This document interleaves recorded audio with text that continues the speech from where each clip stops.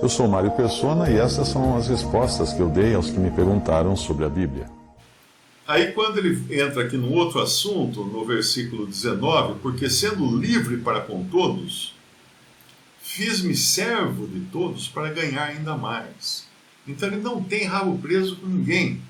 Ele tem a liberdade de pregar o evangelho, e porque ele tem essa liberdade, sem estar preso a ninguém, ele se coloca como servo ou como preso a todos.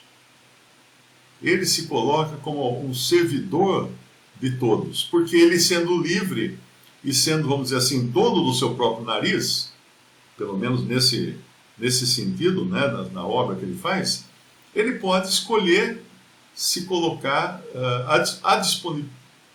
disponível a todos, à disposição de todos, seria talvez a palavra melhor aqui. E aí ele vai explicar o que é isso. Fiz-me como judeu para os judeus, para ganhar os judeus. O que é isso? Quer dizer que ele voltou para o judaísmo? Ele está tentando ser salvo pela lei? Não. Dentro do judaísmo existiam muitos costumes, existiam muitas práticas que não comprometiam de maneira alguma o evangelho da graça.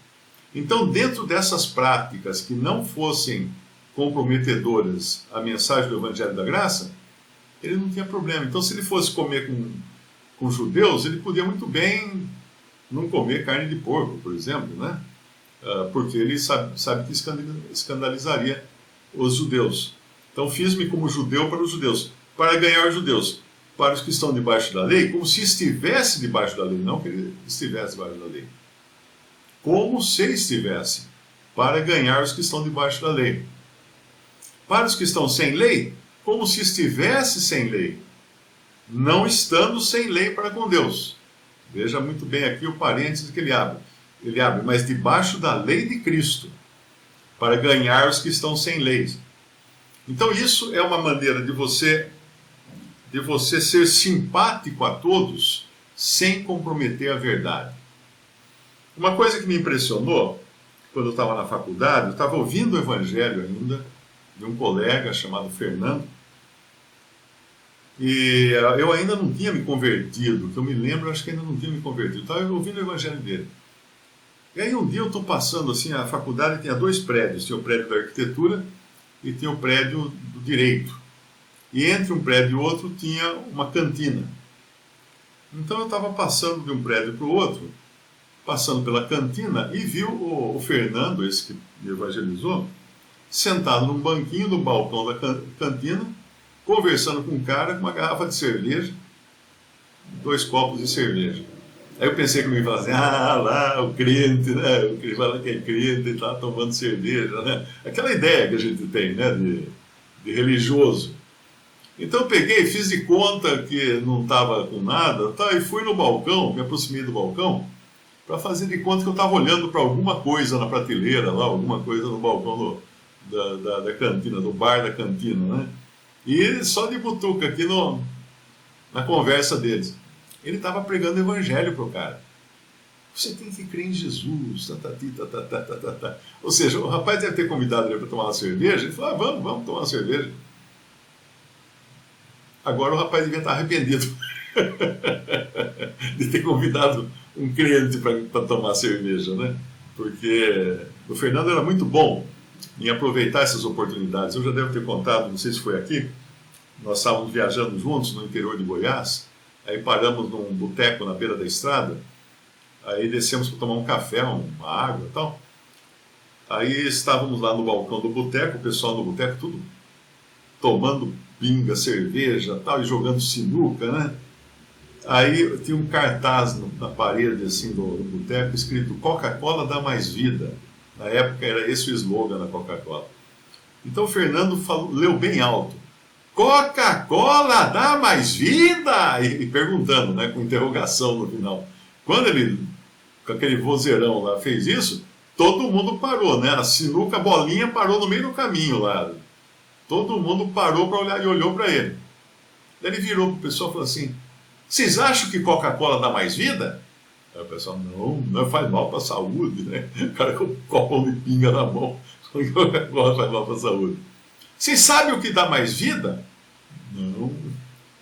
O que dá mais vida é Cristo, porque Ele veio ao mundo morrer por nós pecadores numa cruz. Então, se você crê em Jesus como seu Salvador, você vai ter vida e vida eterna, e papo, e papo, e papo, e papo. E nós dois, ó, tchum, sumimos do boteco antes que o pessoal tacasse os tacos na gente, né?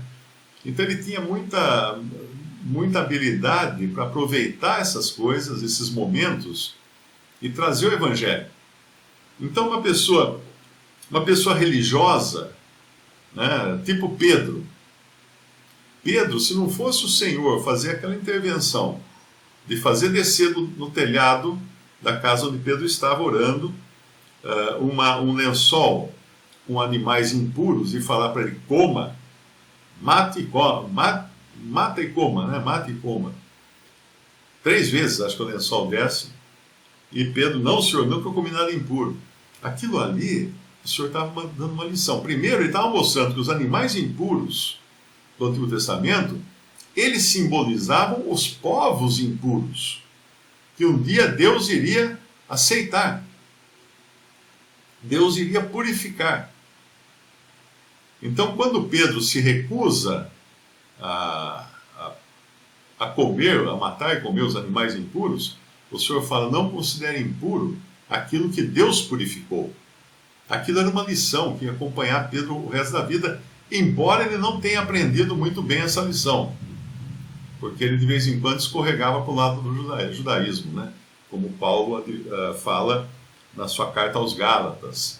Estava sendo um problema porque, por pressão dos pregadores judaizantes, Pedro de vez em quando acabava pendendo, né, querendo voltar às velhas práticas, tal. Não no sentido que Paulo está falando aqui, de parecer judeu para com os judeus, né? Parecer que estava debaixo da lei, não nesse sentido, mas realmente porque ele talvez sentisse saudade das práticas todas. Eu me lembro de um irmão que correspondia comigo. Ele era descendente de judeus. E ele tinha abandonado a igreja evangélica, então ele era convertido. E ele fazia em casa. Ele fazia um cerimonial em casa, que era um cerimonial judaico. E quando eu apresentei para ele a respeito da verdade do lugar de reunião, como congregar, a ceia do Senhor, a mesa do Senhor, etc, etc, etc. Ele ficou interessado no começo, não sei se ele chegou a visitar alguma assembleia, mas depois um dia ele falou para mim: olha, Mário, eu agradeço muito a isso, a explicação e tudo mais, mas eu vou confessar para você uma coisa. Eu, como sou judeu, originalmente judeu, embora convertido a Cristo, eu sinto muita falta daqueles rituais judaicos. Então eu e minha esposa aqui em casa, nós colocamos a mesa lá com os negócios, o pão, tem um vinho também no ritual judaico, né? O candelabro, a estrela de Davi, eu ponho aquele coisa na cabeça, aquele pano na cabeça. Ele fazia tudo aquilo na casa dele. Porque ele não ia numa sinagoga, porque ele não era mais judeu, mas ele era cristão. Mas ele não ia também reunir com irmãos, porque ele sentia falta daquelas coisas do judaísmo. Então você vê que é uma pessoa dividida, né?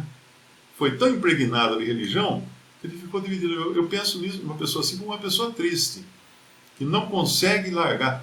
Para essa pessoa tem a carta aos Hebreus. A carta aos Hebreus foi justamente escrita para cristãos, judeus convertidos do judaísmo, né? Hebreus convertidos do judaísmo, que agora eram cristãos, mas que ainda estavam presos a muitas práticas do judaísmo. Por isso que Paulo fala, né? Não temos um altar no qual possa ser usado pelo sumo sacerdote ou alguma coisa assim, porque é outra coisa. Paulo está falando, isso aqui não tem nada a ver com o judaísmo, gente.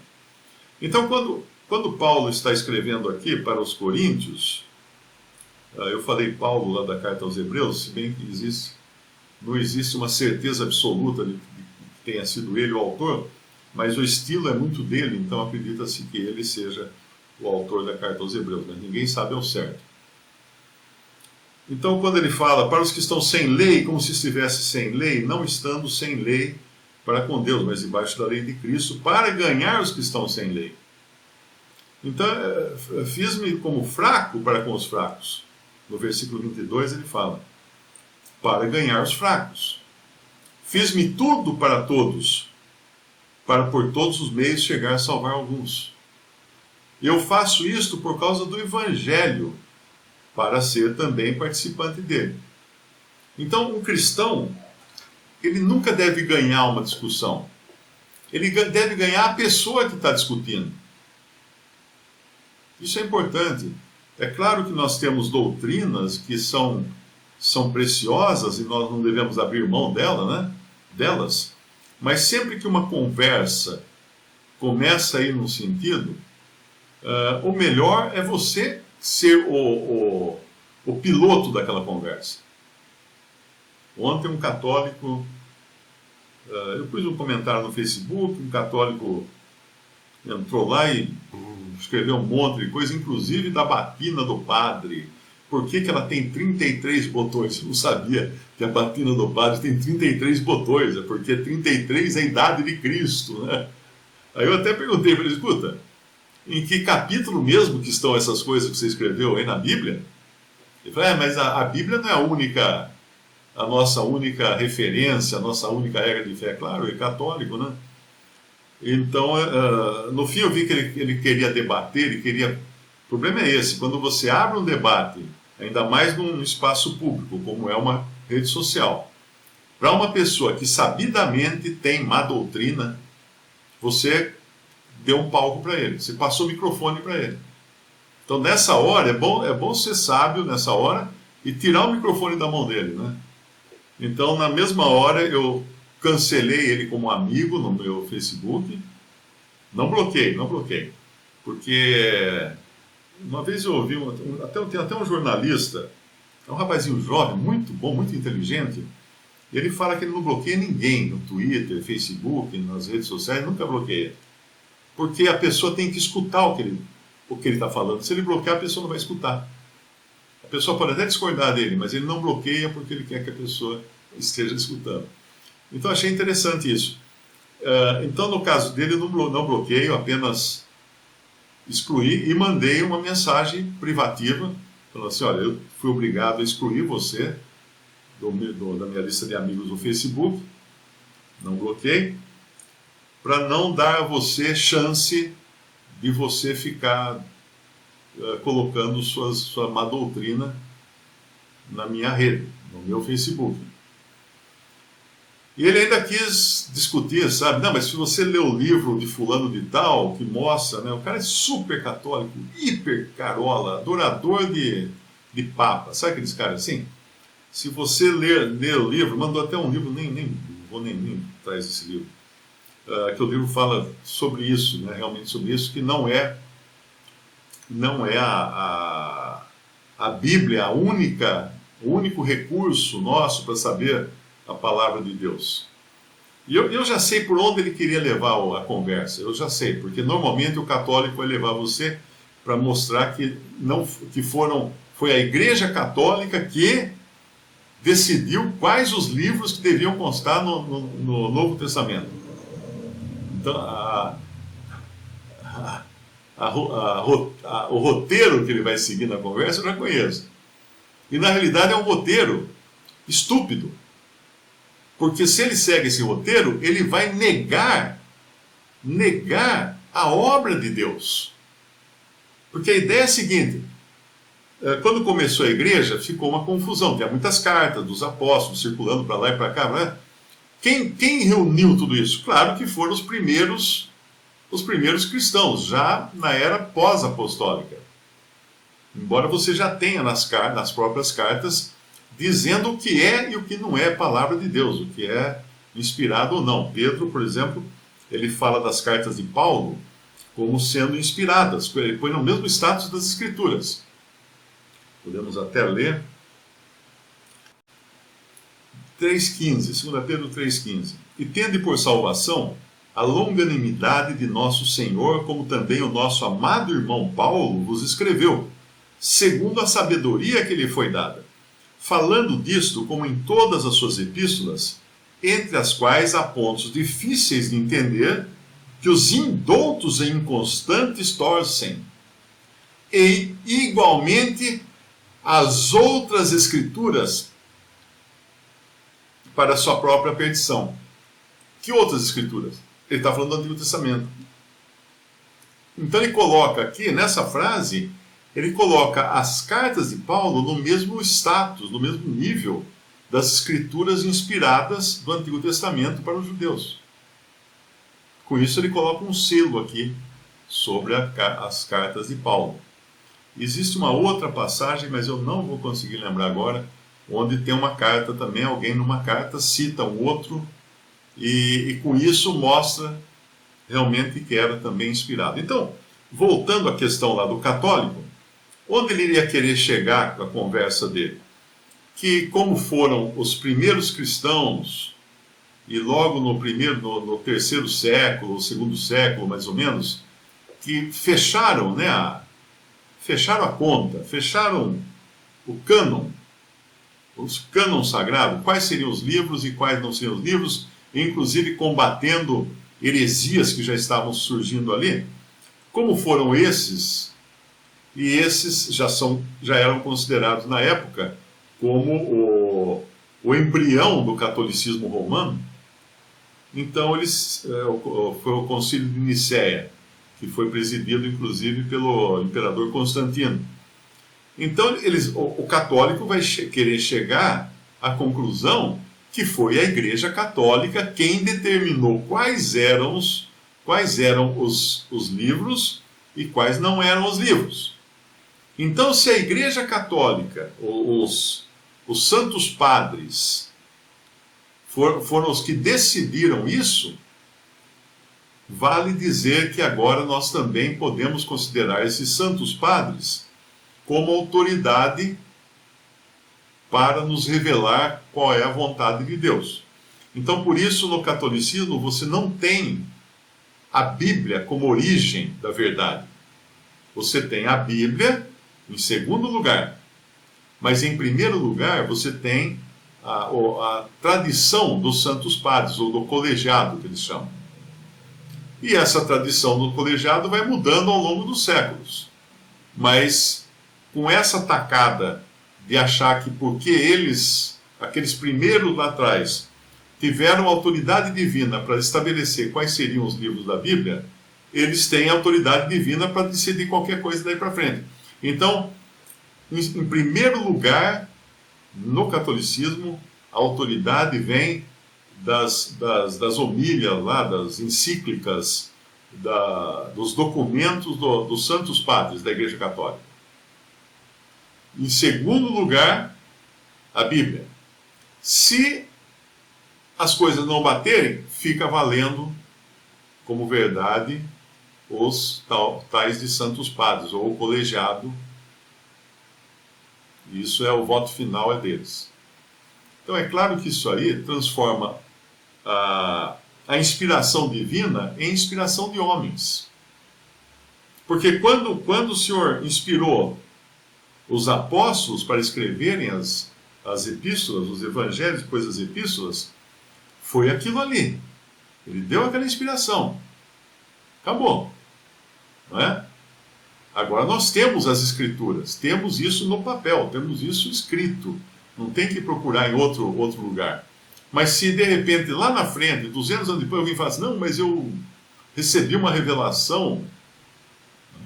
Imagina se o pentecostalismo tivesse começado lá no segundo século ou terceiro século, por exemplo. Imagina que tamanho seria o volume a Bíblia. Você precisaria de uma carroça para carregar a Bíblia. De tanta revelação que ia ter, tantas páginas adicionais que iam precisar. Então, quando você acrescenta qualquer outra coisa, alguns costumam usar uma passagem de Apocalipse, né? Se alguém tirar desse livro alguma coisa, ou se alguém acrescentar alguma coisa, Deus tirará dele o seu lugar na árvore da vida, alguma coisa assim. E, na realidade, esse versículo é para o livro de Apocalipse, não tem nada a ver com a Bíblia. Ok? Então, deixa eu ver se eu consigo colocar de uma forma simples aqui.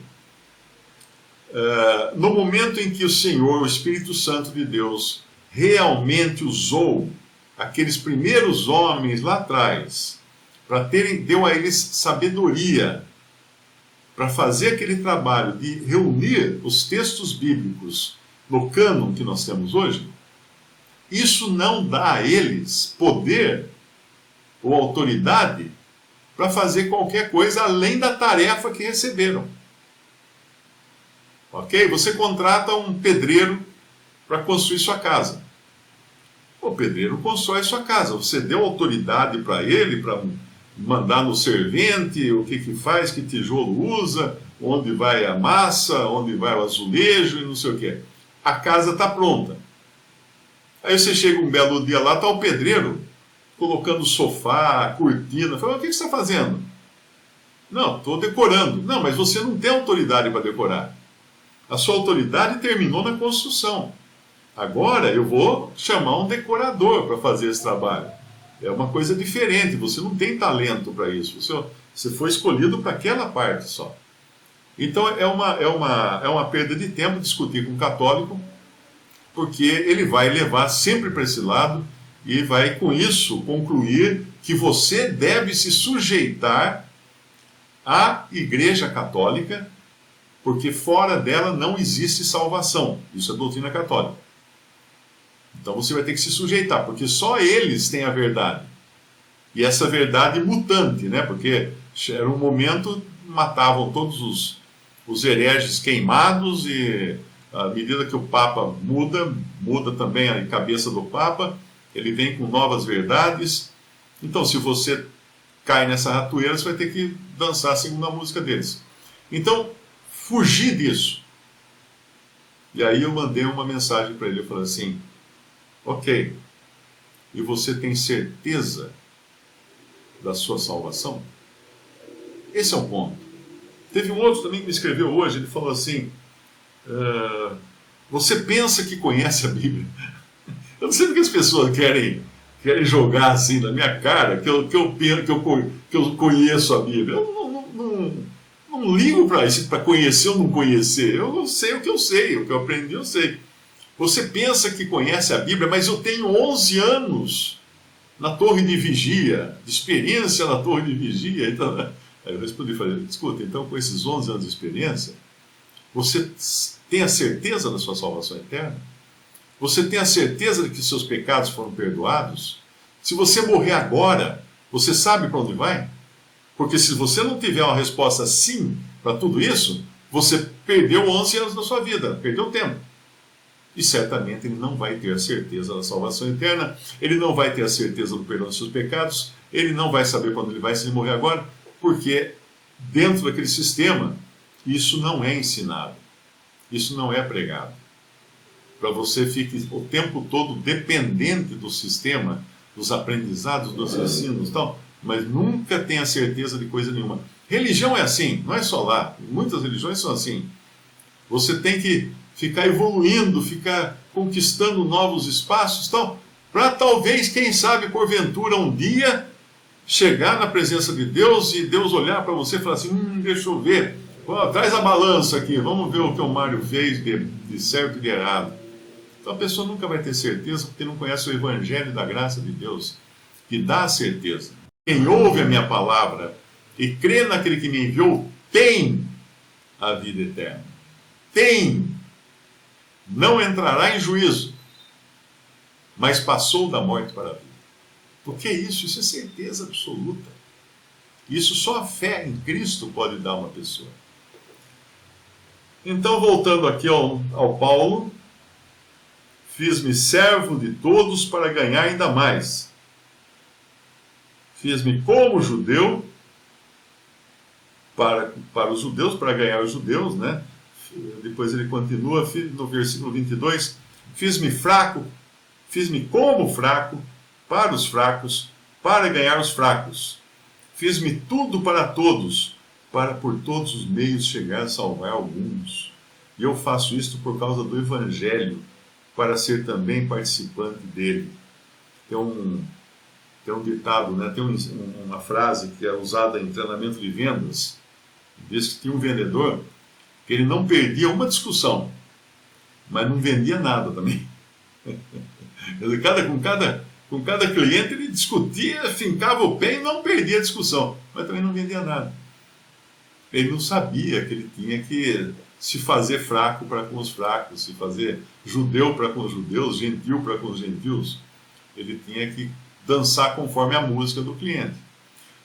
Claro que Paulo não está falando aqui nisso que você deve comprometer a verdade, as verdades fundamentais. Mas tem muita coisa, né? Que você... Um irmão perguntou outro dia, eu fui num lugar e todo mundo deu a mão e rezaram o Pai Nosso. O que eu faço numa hora dessa? Eu falei, reza o Pai Nosso. O que você vai fazer? Se for para rezar Maria, você pode só fazer de conta que está mexendo a boca. Mas o Pai Nosso está na Bíblia, então não tem problema. Cite o versículo, né? Diga para si mesmo, vou citar o versículo da Bíblia, a passagem bíblica. Então não vai ter problema algum. Fui num lugar e, sei lá, alguém... A casa tem imagens de Nossa Senhora Aparecida, não sei o quê. E daí? Você vai morar lá? Você vai casar com a dona da casa? Não, então não esquenta a cabeça. Então, certas coisas, geralmente crente novo, né, pessoa recém-convertida, é que procura todas essas coisas para ficar pegando nesses pelinhos em ovo, e aí perde a oportunidade de pregar o Evangelho, de falar do Senhor, falar da sua graça. E às vezes até a pessoa lança bombas de fumaça para você correr atrás. O que você acha de... Uma aula, estava numa aula em Alto Paraíso, dava aula em Alto Paraíso para crianças no ginásio, né? Crianças até de 18, 20 anos de idade, porque aquelas classes rurais, assim, né? Tinha gente de toda idade. Aí um dia uma menina falou, professor, o que você acha de Nossa Senhora? Porque na classe eu falava muito da Bíblia, eu até lia a Bíblia com eles e tudo. O que você acha de Nossa Senhora? A hora que ela perguntou isso, eu sabia que era pau mandado, né? A mãe devia estar de olho, mãe católica devia estar de olho e queria pegar alguma alça no meu caixão. O que o senhor acha da Nossa Senhora? Eu peguei, saí andando pela classe e fui pedindo caneta emprestada. Empresta a caneta, empresta a caneta, empresta a caneta, empresta a caneta. Trouxe um maço de caneta, depois foi uma confusão até para depois as crianças pegarem de volta as canetas, né? Trouxe aquele maço de caneta assim, me dá sua mão. Aí fui enfiando as canetas, tudo nos dedos dela. Assim. Vai segurando, vai segurando, segurando. Aí ela segurou aquele monte de caneta na mão assim. Eu peguei, abri o caderno dela numa página, numa folha, falei, agora escreve o seu nome aí. Aí ela, tentando escrever o nome, mas você virou um rabisco geral, né? Cheio de rabisco, que as canetas todas escrevendo. Dá para escrever o nome? Não dá, professor. Por que não dá? Porque tem muita caneta. Quantas canetas você precisa para escrever o seu nome? Eu preciso só de uma. Mais de uma atrapalha ou ajuda? Atrapalha. Pois é. Você só precisa de um mediador para com Deus. Cristo Jesus. Maria não é mediadora. Se você puser Maria nessa equação, puser uma santa não sei quem, mais santa não sei quem, não vai ajudar em nada, você vai atrapalhar. Existe um mediador entre Deus e os homens, Jesus Cristo, homem. Pronto. sem entrar em detalhes que poderiam comprometer a fé religiosa, né, da criança, né? E depois ela ia contar para a mãe, meu pai falou mal de Nossa Senhora e tal, né? Eu expliquei para ela que há só um mediador, não só expliquei para ela que há um só mediador, como mostrei na prática que só existe um, que o resto não vai ajudar em nada. E ela aprendeu. Tenho certeza que deve ter aprendido. Então, ele termina aqui no versículo 22, falando que fiz-me tudo para com todos, para por todos os meios chegar a salvar alguns. No versículo 24, não sabeis vós que os que correm no estádio, todos na verdade correm, mas só um só leva o prêmio? Correi de tal maneira que alcanceis. E todo aquele que luta, de tudo se abstém. Eles o fazem para alcançar uma coroa corruptível, Nós, porém, uma incorruptível. Pois assim corro, não como uma coisa incerta, assim combato, não como batendo no ar. Ele está dando exemplos. Ele está dando exemplos aqui de esportistas, de atletas. O primeiro é de um que corre, né? Um corredor, um atleta de corrida. Então todos correm, mas um só leva o prêmio. De maneira que o alcanceis, ou seja, seja o melhor nisso que você faz. Ele está dando exemplos práticos aqui da vida cristã, né? E do trabalho cristão. Ele está se referindo aqui à vida cristã como se fosse uma corrida. E o que você precisa para correr? Você precisa treinar, você precisa de disciplina própria, quando ele fala aqui que o que luta, todo aquele que luta, de tudo se abstém. Então, o lutador, por exemplo, ele tem um regime, ele não pode comer qualquer coisa, ele não pode passar do peso. Você sabe que na luta de boxe, né, tem os vários pesos, peso pesado, peso médio, peso pena, e é assim o limite. Se o cara que é peso pena tomar uma cervejinha a mais, aí ele de repente ele atravessa o limite, ele não pode lutar, ele vai ter que se inscrever agora como outro limite, como outra faixa, sei lá, não sei, não sou um boxeador, mas eu acho que funciona assim. Então o cristão, ele tem que se privar de certas coisas para poder conquistar, para poder também trabalhar para o Senhor. Aqui não está falando de prêmio como a salvação, hein? Muito importante isso, mas como recompensa pelo serviço. A salvação não tem nada a ver com essa carta aqui. Aqui fala de cristãos serem recompensados pelo serviço. Paulo falou da corrida, depois ele fala da luta, né, do que luta, como alguém que também precisa se direcionar a sua energia. 1 Coríntios 9, 26, pois eu assim corro, não como uma coisa incerta, assim combato, não como batendo no ar. Então, como ele veio fazendo uma explanação a respeito daqueles que trabalham na obra do Evangelho, esses que trabalham na obra do Evangelho também têm as suas limitações e os seus exercícios próprios. Por exemplo, você tem que correr com um objetivo. Você vai pregar o Evangelho, você vai ministrar, você tem que ter um plano, tem que ter um objetivo. E no versículo 27, antes subjugo o meu corpo, o reduzo à servidão, para que pregando aos outros, eu mesmo não venha de alguma maneira ficar reprovado.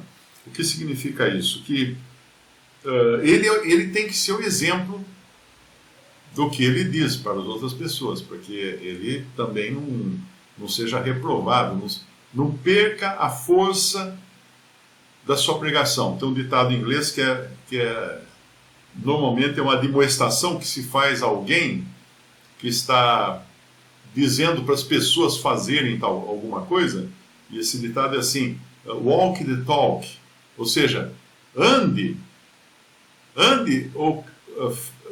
viva isso que você fala, isso que você prega. Viva o que você prega. Não prega só, viva o que você prega. Então, uma pessoa, um esportista, uma vez acho que foi o Alemão que deu um exemplo interessante disso. Ele falou do ciclista, né? Antes de ter aquelas roupas, hoje existem umas roupas aí feitas com altíssima tecnologia, que elas reduzem o atrito com o vento, porque o ciclista tem um grande problema, que é o atrito do corpo dele com o ar, da pele dele com o ar, não é? Então hoje já tem uns tecidos aí que são de altíssima tecnologia para não deixar isso acontecer. Mas antigamente não tinha. Então um cara de perna peluda, ele saía perdendo uma corrida de bicicleta. Então o que ele fazia? Ele depilava as pernas para poder correr de bicicleta, porque os pelos da perna dele seguravam, criavam um arrasto, e aí diminuía a velocidade dele. Você vê, até isso, né? Eu não sabia disso, mas ele me contou que era assim, nos ciclistas mais antigos era assim. Então o cristão ele vai ter que se depilar também, ele vai ter que se livrar de algumas coisas, se ele quiser ganhar alguns. Por exemplo, digamos que eu goste de tomar uma cervejinha, né, todo sábado à noite, vamos supor. Mas aí eu recebo a visita de alguém que eu quero evangelizar, e eu sei que essa cervejinha pode atrapalhar a minha evangelização. Então nessa noite eu sirvo um suco de laranja, um suco de uva. Eu vou me privar de algo que eu gosto, porque o meu objetivo, o meu prêmio é ganhá-lo. Não é satisfazer a mim mesmo, é ganhá-lo para o Evangelho. Então o cristão ele tem que estar sempre pronto para ganhar a outra pessoa para Cristo, seja pelo seu andar, seja pelos seus modos, pela sua maneira de falar. Tem pessoas que são muito brutas, né? Tem pessoas que não conseguem ser simpáticas, não conseguem ser autênticas também. Então essas dificilmente conseguem levar o Evangelho. Né?